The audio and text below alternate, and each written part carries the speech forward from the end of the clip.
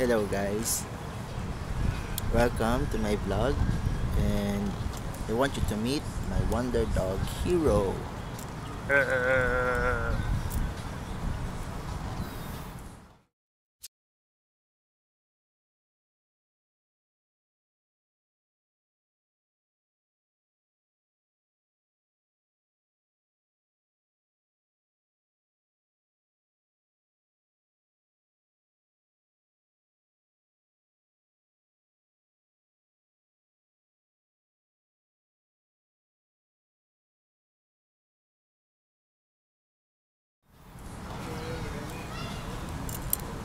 Guys, Hero is a Japanese Spitz or an American Eskimo.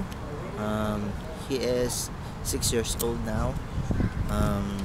Dinala ko siya dito from the Philippines back in 2013.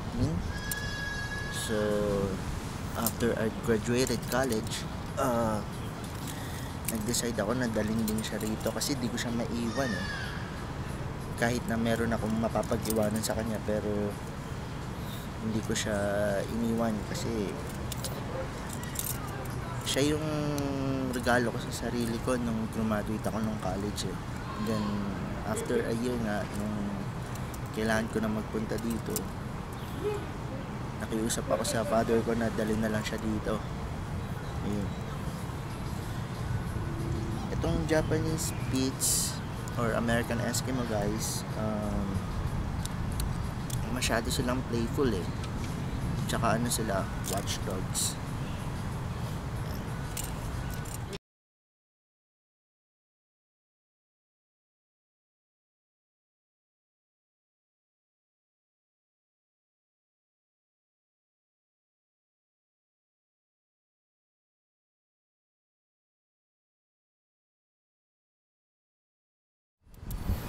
Ang Japanese Spitz, tumatagal sila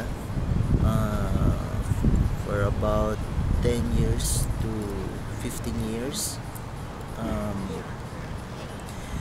And then pag tumanda na sila, ang unang nagiging problems nila ay yung sa hips nila, yung legs nila sa likod, tsaka yung humihina rin yung paningin nila. Yan.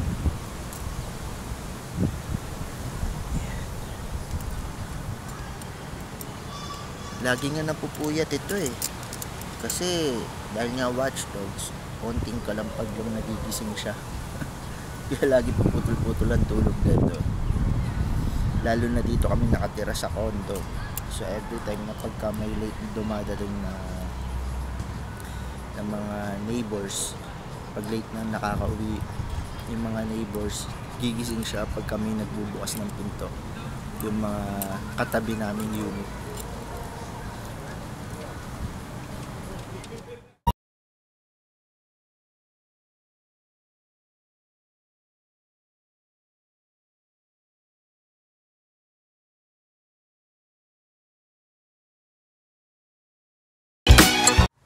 Hero's name came from my sister. Binigay niya yun dahil nga daw Japanese Spitz. So my sister's idea is Hiroshi, and then just to make it short, so Hero. So we decided to give him Hero.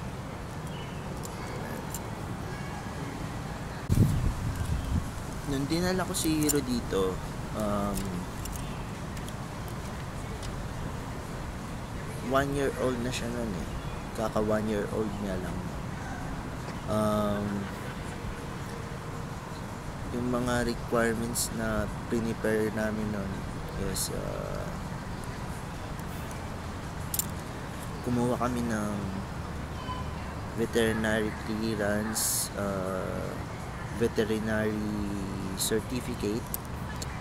Yung veterinary certificate, alam ko sa ano yun eh. Isa may North Ave sa Quezon City. Dun kinukuha yun eh.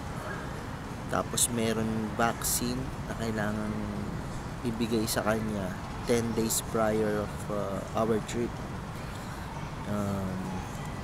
And then meron na requirement na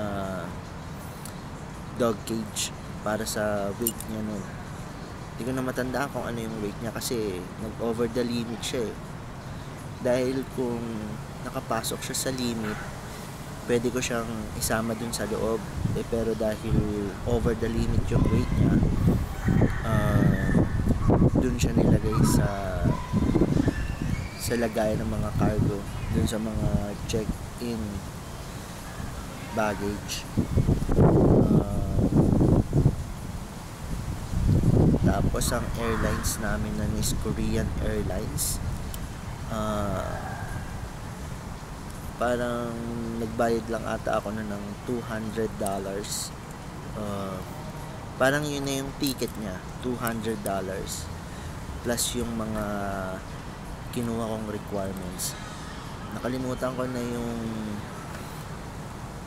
kung magkano yung nagastos ko sa veterinary clearance, sa veterinary certificate, tsaka yung sa vaccine. And yung sa cage, I think binili ko 1.5. Sa Cartimar ako bumili nun. Yung veterinary clearance ata wala atang bayad yung kasi parang may pipirmahan lang dun sa booklet niya. So bali ang may pati yung yun lang ata yung veterinary certificate yung may bayad, and then yung vaccine.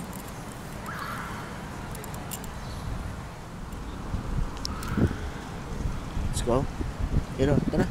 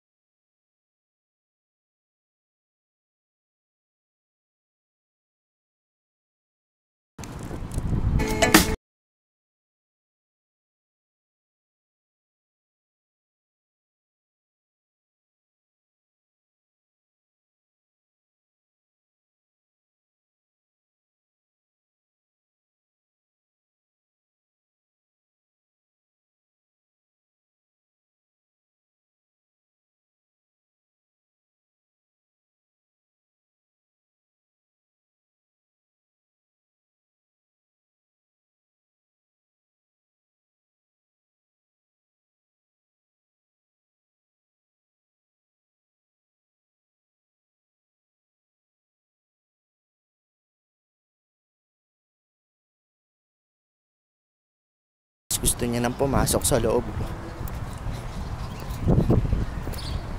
Tapos na siya magpati kaya gusto niya nang umuwi.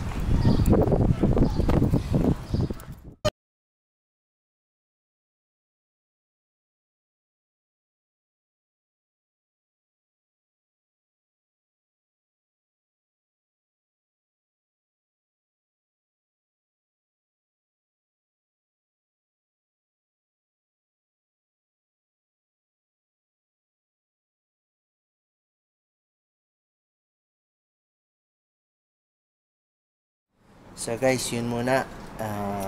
See you sa mga videos namin ni Hero. And sana mapasaya kayo ni Hero. Hero, say bye-bye to the viewers.